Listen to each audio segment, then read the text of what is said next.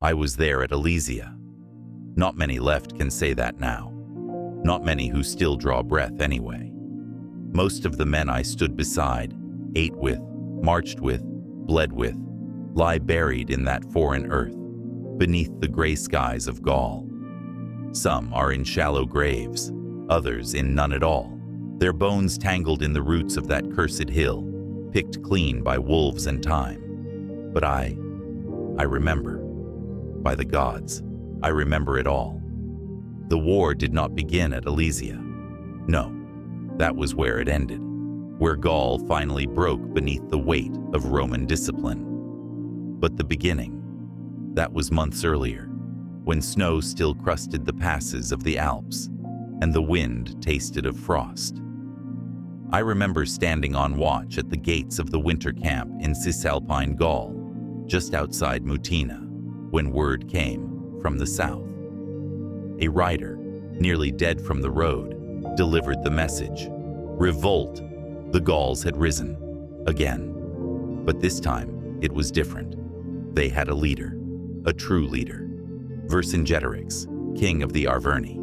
Not some tribal chief with more pride than sense. No, this one was clever, dangerous, and worst of all, unifying. We had crushed Gaul, or so we thought. One tribe at a time, divide and conquer. That had always been the way. But now they were coming together. Bituriges, Carnutes, Parisi, even the Belgae. Tribes that had fought one another for generations now raised the same banner. The threat was real. And Caesar, our imperator, our hammer of the north, was in Rome. Still tangled in the endless politics of the Senate. But he held command over 3 provinces, Gallia Narbonensis, Illyricum, and our own Cisalpine Gaul. That meant power. That meant men. 4 legions were under his immediate command, though by campaign's end, more than 10 would march beneath his banners. I remember the day he returned, a sudden stir through camp, trumpets, hooves, the bark of orders. I stood at the entrance of his tent, one of the guards assigned to his personal detail, a position of quiet trust. That day, I saw him ride in, cloaked in crimson, his eyes hard with purpose. No greetings, no formalities, just a nod to his aides and a barked order to prepare for the march. He was always like that in war, sharp as an arrow, cutting through delay and indecision. There were whispers that he had ridden day and night from Rome, that he'd skipped the comforts of Provincia, stopping only to secure supply routes and meet with loyal tribes. Within days, we were moving north, to Agadincum, to war. On the second night of preparations, I was stationed just outside Caesar's command tent, spear in hand, eyes scanning the dark. The scent of damp canvas and firewood lingered in the air. Inside, a map was unrolled on a broad wooden table, held down at the corners with iron weights. I was not meant to hear, but the flaps of the tent shifted slightly in the wind, and I could see shadows cast by the lamplight. Caesar stood at the head of the table, one hand braced on the wood, the other gesturing over the terrain drawn there. Around him stood his top officers, Labienus, Trebonius, Crassus, Antony, veterans all, faces weathered, cloaks damp from travel. "We do not go straight to Gergovia," Caesar said, voice low but firm. "Vercingetorix expects that. He wants us desperate, marching fast and starving. We will not give him the pleasure." He moved a token across the map, tapping 3 points as he did. "We strike here, here, and here, Opida with stockpiles, not just to deny the enemy, but to feed our own. This is not conquest. This is survival. Every town we take, every..." Labienus nodded. "And the roads?" "Guarded, carefully. We will leave no garrisons behind. If we march like ghosts, we will reach the Boii before Vercingetorix knows we've slipped past him." There was silence for a moment. Then Trebonius spoke. "And if the enemy turns on our tail?" Caesar looked up, and the lamplight caught the sharpness in his eyes. Then we turn and cut off the head. That was the strategy. Not speed, but misdirection. Not brute force, but precision. He dismissed them shortly after, and they left the tent in grim silence. Plans etched into their minds, orders to be passed. He stepped outside a moment later and caught me watching. "You heard?" he asked, not accusingly.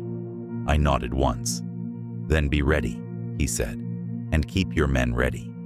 The next few weeks will decide the fate of Gaul." And then he was gone into the night, like Mars himself, walking among us. He did not take the direct road. That would have been suicide. Instead, we moved like a blade through soft flesh, curved, deliberate, deadly. Each captured oppidum meant food, tools, shelter. We took what we needed, left nothing behind. Vercingetorix had besieged Gergovia, a city loyal to Rome and home to the Boii. He meant to crush their spirit and show others what came of allegiance to Caesar.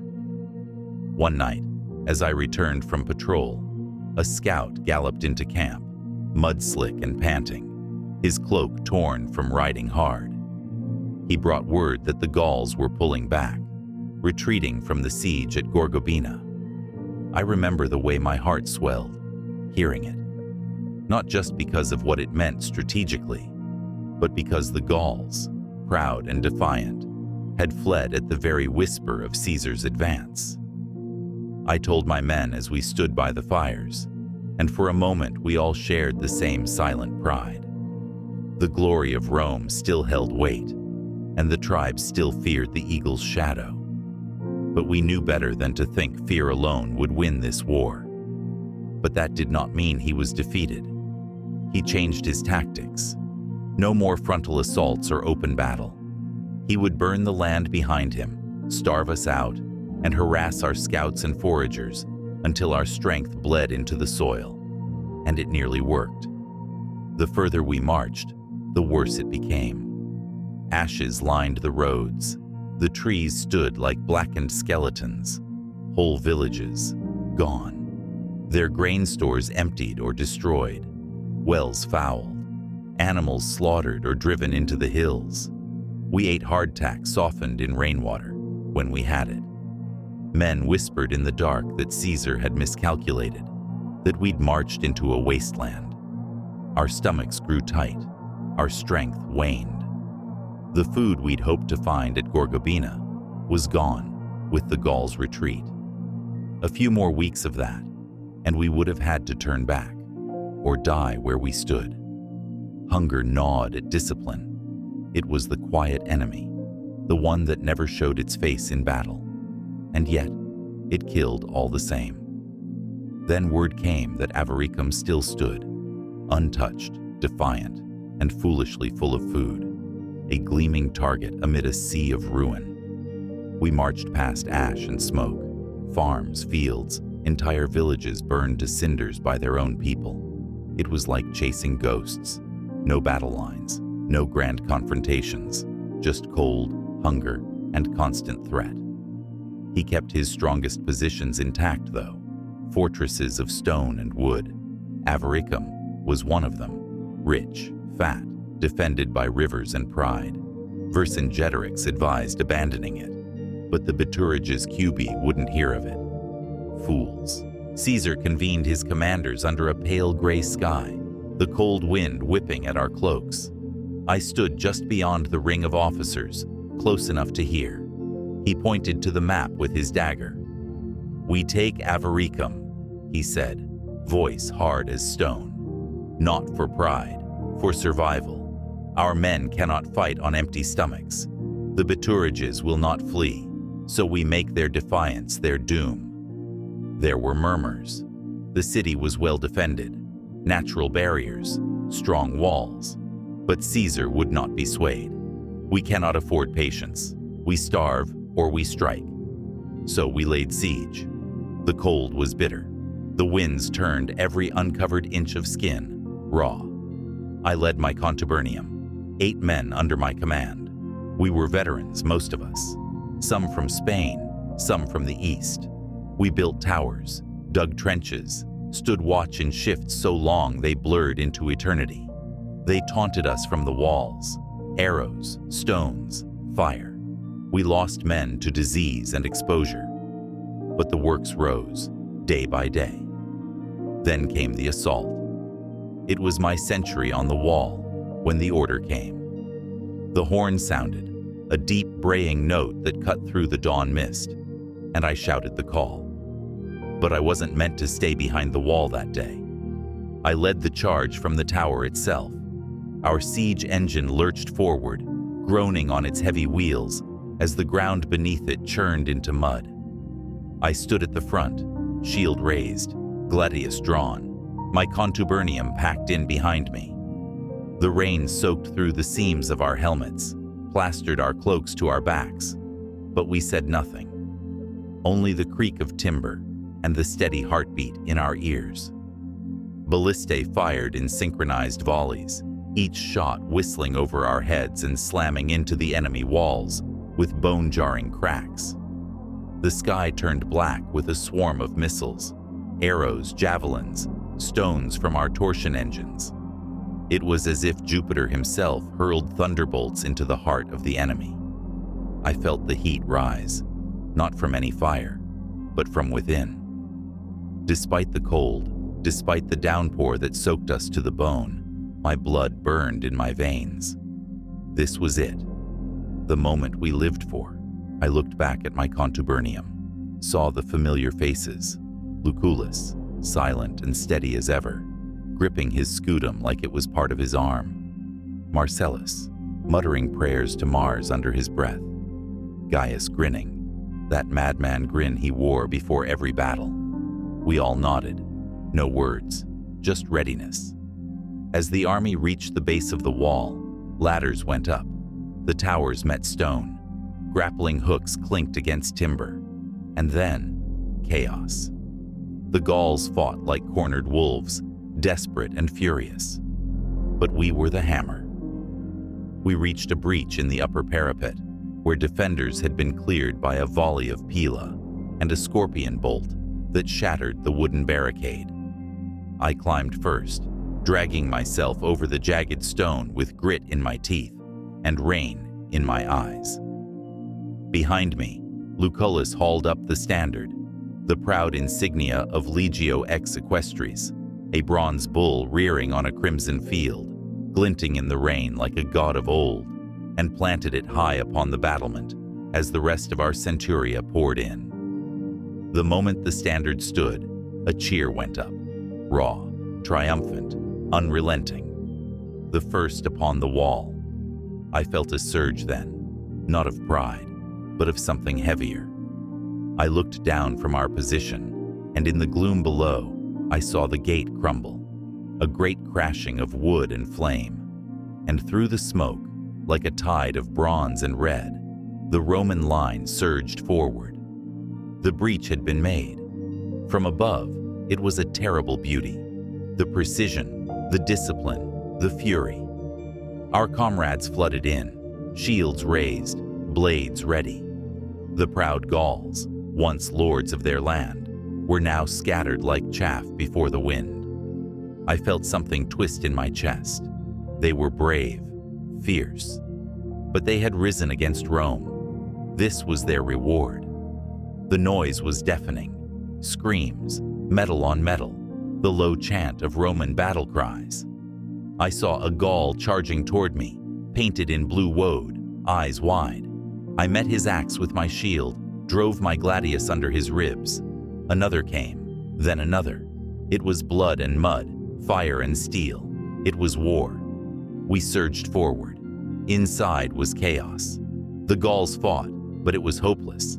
Some tried to flee, some begged, others stood and died. I saw one of my men, Secundus, a wiry lad from Capua, take a spear to the gut and fall. I carried him out after, bleeding, half-conscious. He lived, but many did not. 40,000 Gauls died, some warriors, some not. It wasn't clean, but it was necessary, or so we told ourselves. The city gave us what we needed: grain, furs, rest, and time. 3 days after the battle, when the dead were still being counted and the wounded groaned in rows beneath awnings, a formal assembly was called before the remnants of Avaricum Square. The standard of the 10th stood tall beside Caesar himself, planted firmly in the ground, mud still clinging to its base. He called forth names: centurions, soldiers, engineers, men who had earned distinction, and then my name. Decanus of the 10th, Caesar said, his voice carrying over the crowd. First on the wall, first to plant the standard of the bull. I stepped forward, the sounds of battle still echoing in my ears. My knees ached. My arm throbbed from where a shield blow had numbed the muscle. But I stood straight.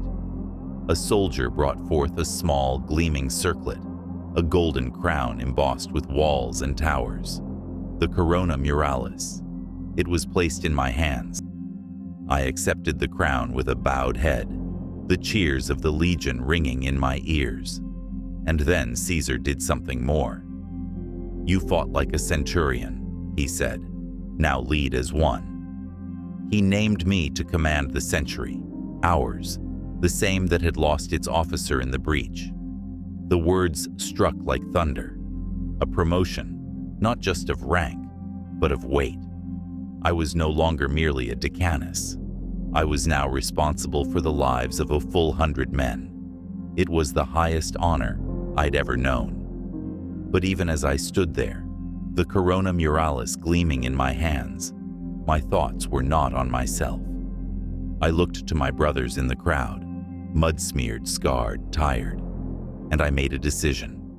I would sell the crown, melt it down if need be, divide the coin among my contubernium, those who had climbed with me, raised the bull standard with me, fought with me, for we had done it together.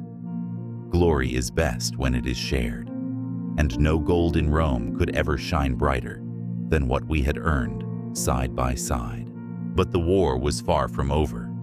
Even in defeat, Vercingetorix held his coalition. He was bloodied, yes, but not broken. In fact, the fall of Avaricum seemed only to deepen his resolve, and that of his allies. The tribes still stood with him, and worse, others began to join. The Aedui turned next. Once proud allies of Rome, their druids and tribal chiefs still spoke the words of loyalty, even as their warriors armed themselves for rebellion.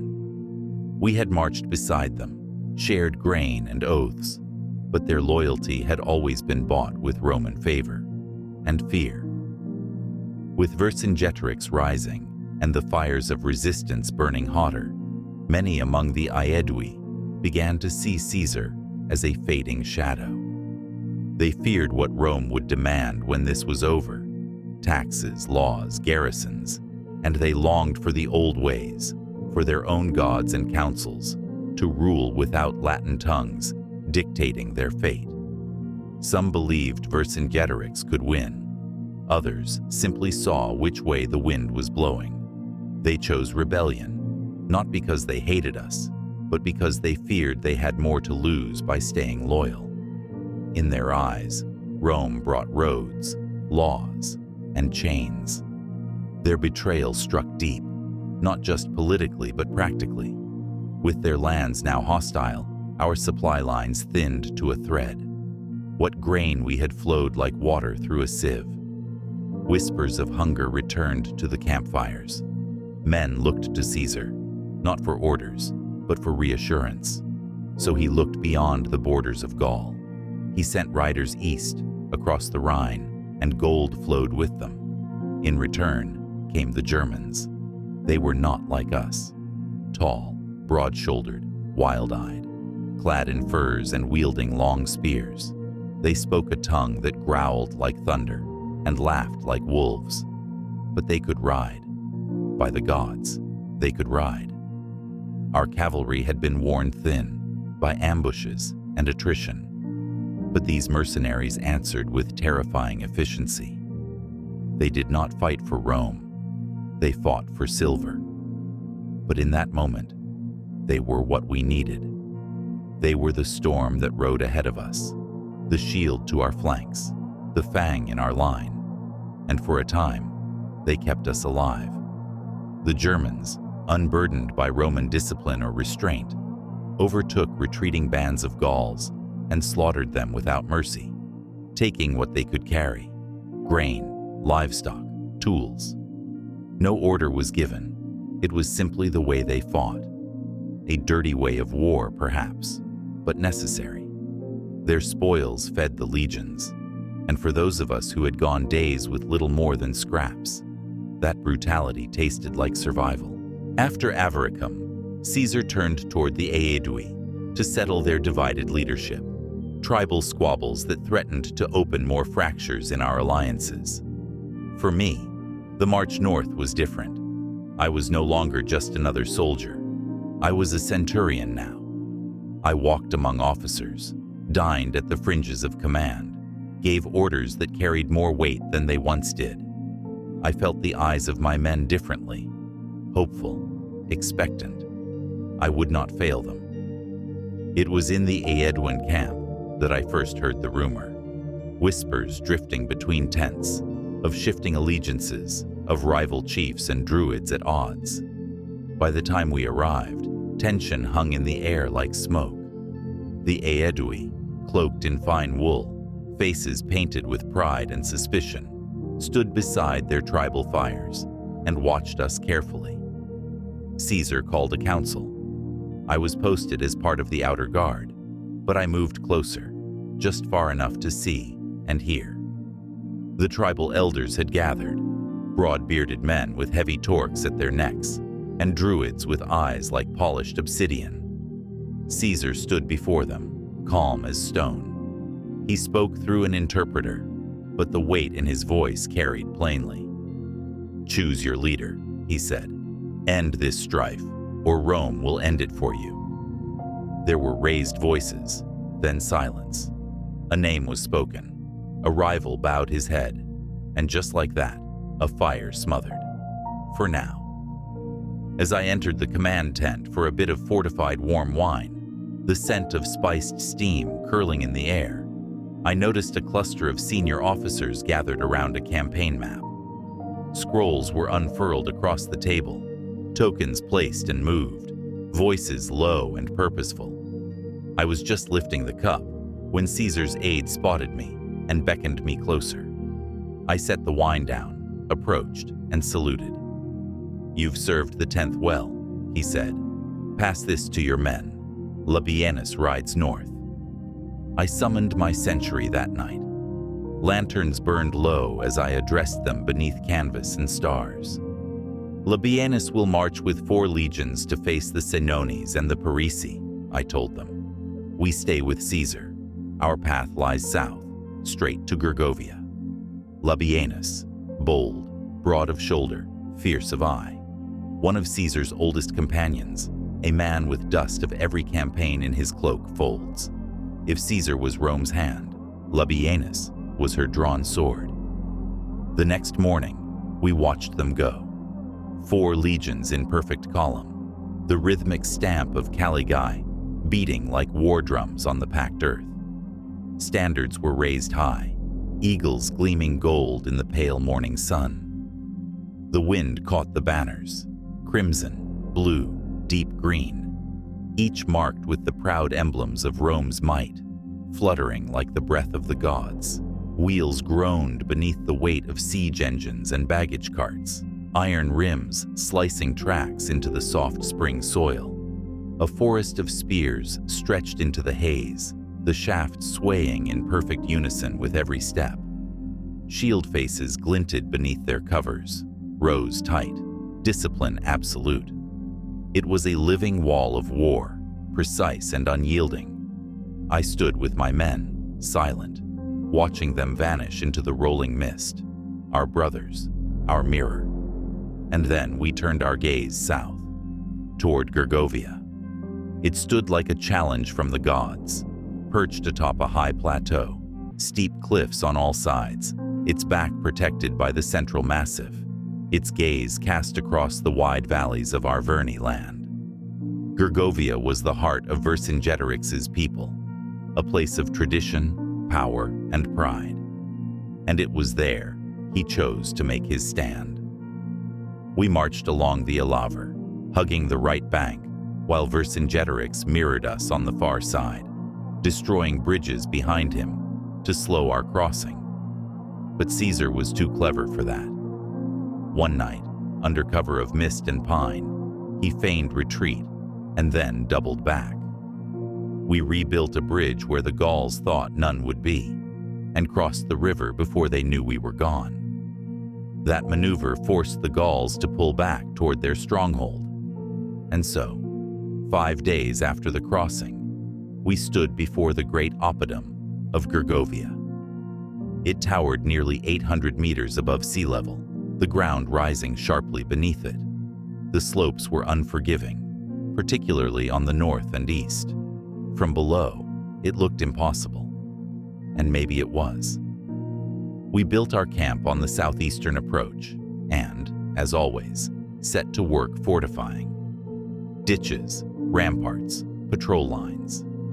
Then, with iron discipline and quiet precision, we seized a neighboring hill, La Roche-Blanche, cutting the Gauls off from a portion of their access to fresh water and food. That blow alone might have broken a lesser enemy. But Vercingetorix saw the move for what it was. He quickly built a second wall, reinforcing the saddle that connected the western rise to the main plateau. If we were to advance, we would have to take that approach head-on. The days crawled by in wary silence, interrupted only by the occasional skirmish or cavalry raid. Caesar wanted to draw the Gauls into a mistake. He had done it before. And from our high ground, he believed we could choke the city, cut it off, starve it, break its will. But Gergovia was no ordinary city, and its people were not ready to fall. That was where it all came to a head. That was where the true test began. For more stories, like and subscribe.